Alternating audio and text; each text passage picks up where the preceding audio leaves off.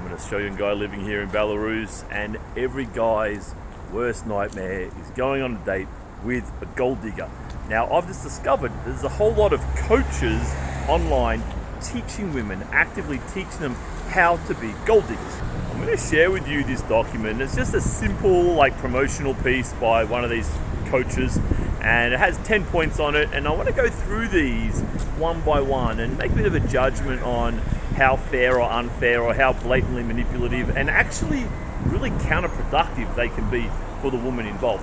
So first one here is actually reasonable advice, and in fact it should be holding for everybody on the planet, men, women, cats, dogs, whatever. Judge people by their actions, not their words, because of course there's a lot of sweet talking people out there that can say things, but ultimately you should judge someone on their actions. And this is actually right. This is actually a reasonable thing to recommend. The second point is when this gets pretty dark, I think, don't nag, just get a better man to do a better job. Now, basically what this says is don't get anyone you need to negotiate or be reasonable with. Get someone that you can absolutely, totally, and easily manipulate to get what you want. Now, the big problem here is that what kind of man is going to be like this? You're going to get a man with low self-esteem, a man with basically no options. So in other words, all the other women have screened him out.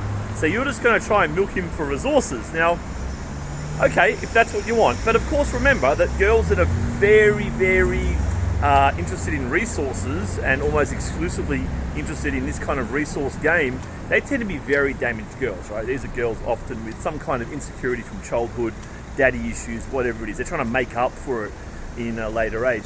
Now the problem is they're going to attract the worst kind of guys to have a relationship with. You want to have a family with this spineless guy who gets manipulated all the time and controlled by you.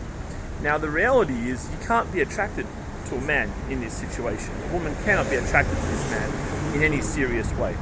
So long term, this will be pretty miserable for the woman, apart from her Gucci bags. Ooh, I've got a new Gucci bag. I mean, really, it's almost exploiting the women who actually need help to become better, more mature, better adjusted people. It's kind of playing into their insecurities. Now, of course, what happens long term is you have children with a guy like this. So you've got the insecure girl who's obsessed with Gucci bags. You got the insecure guy and the spineless guy who can't say no to anybody. What do you think the kids are going to be like? Oh man, what absolute dysfunction. So all this advice will make the woman's life even more dysfunctional than it already is, but she gets another Gucci bag. This third point's kind of interesting.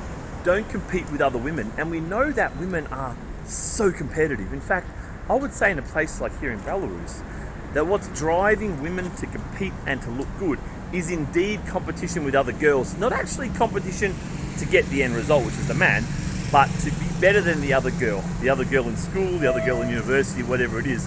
This is a very strong primal instinct. However, it's kind of good advice because I think this can often be quite counterproductive for girls. And the idea that you should be improving yourself, that's what this implies, improve yourself, compare yourself to how you were last year, etc. This can actually be good advice if you're directing your customer, in this case, in the right direction to become an actually better person. Number 4, this gets really dark. No guy should live in your head rent-free. Have at least a roster. It's like an employment thing. This is the vibe you're getting, right? Get a better man to do the job, a roster. Like, what is this really? It's this kind of language makes me very suspicious. But so it's saying don't get emotionally attached to a man. What the hell? Ignore everything. Ignore all of your biology. Don't get emotionally attached because that might destroy your chances of getting a 7th Gucci bag. It's pretty dark. Have a roster of 3 men.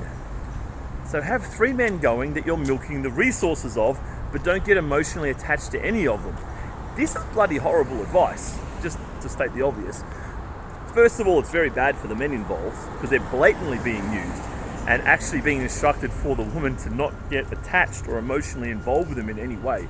So it's like a business transaction. However, the woman's not providing anything. And again, any man with any ounce of self-respect or self-esteem is just not going to tolerate this kind of stuff. He's going to see that she's not emotionally engaged, right? I mean, any man, if you've had a woman who's loved you, you can feel their love. You can really feel the intensity of their desire for you, right? I'm sure if you're a man watching this of any kind of age, you've experienced this at least once in your life. So any man with any confidence, self-respect, etc. is simply not going to play this game. They're going to screen the girl out. Number 5, never give up your plans, hobbies, blah, blah, blah, blah, blah. This can kind of be okay for advice, but the reality is if you want to have a relationship, you need to have a combined plan. It's not about your plan and what can you do to help me. This is not the way to have a relationship. This will fail and you will turn over guys in quick succession if you're going to do this. You need to have that kind of joint vision. So maybe you both want to get married and have children, which is the most obvious thing. So the whole vibe of this is very much, it's about me. What can I get from you? You've got this real kind of using, deeply narcissistic kind of vibe. And of course, the low self-esteem girls who are obsessed with material possession to the exclusion of almost anything else, these are the low self-esteem girls. They're very narcissistic. They don't really emote naturally with anybody, whether it be family or friends or potential boyfriend or husband. This idea of constantly improving yourself, this is an interesting one. Why it concerns me? I mean, in general, yeah, maybe, but there's a reason for it, right? What's the reason for it? Well, the reason is you can get a man to get more money from him. So although on the surface being better, however you define that, being better, hopefully in a more, well, a better adjusted way and in a way that's better for your longer term requirements as a human being, this can be a good thing, right? However, this is clearly really dark triad stuff. This is keep getting better so that you can get a guy that you can get more Gucci bags from. You can get better quality lip injections, better quality nails, better. It's really dark stuff. This is really dark, narcissistic stuff. Stingy men are just as bad as broke men. Ugh, this is such a pea-brain, short-term way to think, right? If a guy is a little bit stingy, actually what that means is that he's saving money to invest and to make more money and to secure his income streams in the long term. If you want a guy who's just recklessly throwing money around on you, who really can't afford it, like all his excesses are going on you, he will always just have his shitty salary to live off, you know? If you actually want to be a gold digger, you'd want to play a little bit longer game. Surely you'd want to play longer game and think, oh well, if he's stingy, well, what's he being stingy with and why and what's he doing with that? Like, that would be a better way to think of it. But this kind of stuff, I feel like this information is just going for this short-term gratification. This kind of instant, can I get a handbag this week? Can I, by the end of the week, I could have a new Louis Vuitton something. Oh, yes. This next point is closed mouths don't get fed. Now, what this means is that you should be asking for things. So keep trying your luck. Try to request as many things from him as possible and see if he gives them to you. Now, of course, this is horrendous advice, and I'll tell you why. Yeah, a guy might comply on some level early on, but a guy with any self-esteem, any quality, any long-term prospects, he will know what you're doing, right? He reads this. It's so obvious when you're requesting something, you're requesting gifts and so forth. The guy knows what you're about, and you're screening out any genuinely high-value man, and you're leaving yourself in this kind of perpetual cycle of chasing material goods and not actually advancing your own serious causes in life. Number 9, restaurants only for first date. This is more of the same theme. It's like, what can I get now? What can I get compliance from this guy? Can I get this guy to be paying right from the start? And that's a good sign that I can really milk him for everything. But of course, I kind of see the opposite side, and I'm like, why on a first date would a guy want to lock himself into the whole evening there with you, assuming you don't really know each other, right? Because this is a high volume game we're talking about here. We're talking about this girl probably on Tinder, probably going to bars, high-end bars, pretending to be a high-end girl. This is where she's getting her meat from, right? So chances are this girl will go on many dates with guys that she really doesn't know. So what guy would want to go out with this girl who he barely knows, saddle up for the whole evening? He's stuck there. right? This girl he barely knows shows up. 10 minutes in, he's like, you know what? This ain't gonna work. And they haven't even ordered yet, right?